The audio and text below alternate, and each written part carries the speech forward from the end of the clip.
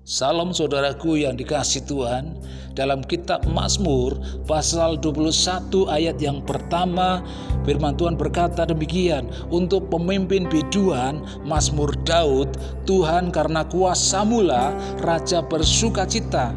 Betapa besar kegirangannya karena kemenangan yang daripada-Mu. Saudaraku, doa merupakan suatu pernyataan iman bahwa Tuhan yang kita sembah sanggup melakukan perkara-perkara besar bagi orang yang percaya.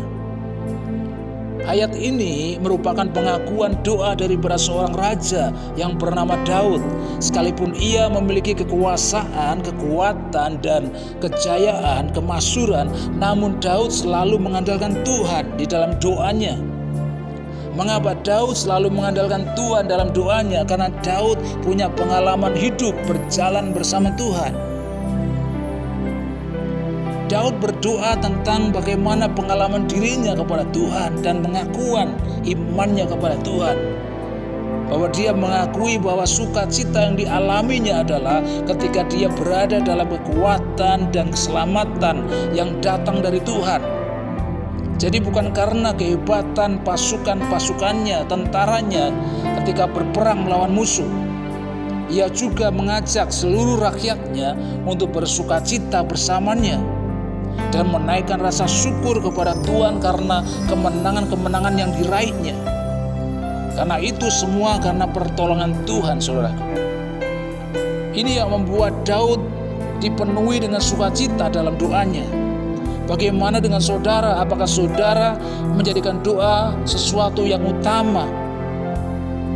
Jika saudara menempatkan doa sebagai perkara yang utama, pasti akan selalu melibatkan Tuhan dalam setiap kehidupan doa saudara setiap hari. Bukankah dari banyak kita sering berpikir doa tidak membawa pengaruh apa-apa? Kita pakai kekuatan kita sendiri, pakai kepandaian kita sendiri, sehingga kita gagal untuk mendapatkan apa yang kita inginkan, sehingga kita mengalami kesedihan. Saudaraku, doa adalah cara kita meminta petunjuk Tuhan dan cara kita untuk belajar mengandalkan Tuhan di dalam kehidupan kita. Bagaimana Tuhan mau menolong saudara di saat saudara mengalami pergumulan-pergumulan dalam hidup? Saudaraku, kita hidup di tengah-tengah dunia yang banyak mengalami persoalan dan masalah. Kalau kita tidak berdoa, sudah pasti kita tidak akan pernah mengalami pertolongan daripada Tuhan. Kalau kita tidak berdoa, kita akan menghadapi masalah kita sendiri tanpa Tuhan.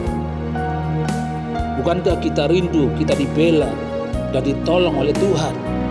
Kalau kita rindu pembelaan dan pertolongan Tuhan terjadi dalam kehidupan kita, sudah semestinya kita akan melibatkan Tuhan di dalam doa kita, seperti Daud. Setiap saat dia berdoa, minta pertolongan daripada Tuhan. Saudaraku yang dikasihi Tuhan, marilah kita berdoa dengan sukacita. Jangan datang dengan muka yang sedih dan muram. Kalau kita datang dengan hati yang penuh sukacita di dalam doa, maka Tuhan akan menyatakan perkara-perkara besar dalam kehidupan kita. Amin. Tuhan memberkati.